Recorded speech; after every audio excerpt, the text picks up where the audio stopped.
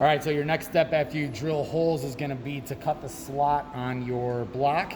Now I actually haven't drilled the holes in this block yet, but I just kind of put some marks so you can see where they would go.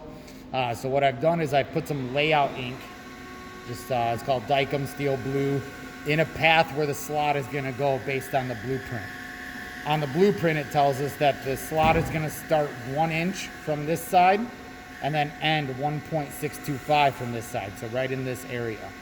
We're going to use a height gauge right here to lay out the first line and the second line, the start and the end of that slot, so when we mill it, we know our boundaries. In order to do that, we use something called a surface gauge and a height gauge, a surface plate and a height gauge. So the surface plate is just a nice flat stone, and so it's just like a caliper or micrometer. You want to clean off the area so that it's not being measured, or little bits of dust or dirt or hair are not being measured. Your part should be cleaned off where it's going to sit. Because we're measuring from this side, we're going to put that down on the surface plate, just like that. And then the bottom of the height gauge should also be cleaned, and anywhere it's going to be contacting. Then we do just like a caliper and we zero it out. So we lower it down, there's a wheel in the back, we lower it down until the jaw is contacting. Just make sure, you can accidentally go a little too heavy with it and pop the whole base off. We don't want that. So I like to put a finger on it and then just feel really gentle until it makes contact. Right there. Now it's on 0. If it wasn't, you can move the dial to where it's pointing at 0. And then you also want to click the buttons over here and make sure these are reset to 0.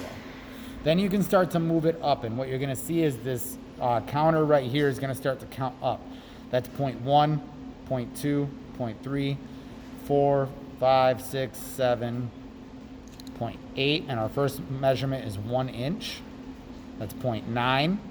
And then we go to 1 inch. Now some people get a little confused because they can still see the 0.9 right there, and so they think this is 900 thousandths. So just make sure it's exactly what you think it is. And so that's my 1 inch mark right there.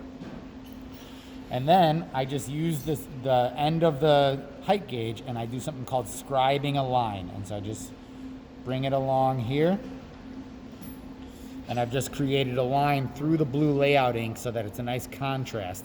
Then I'm going to move it up to 1.625, so I got 1.34, 1.5, 1.6, 25.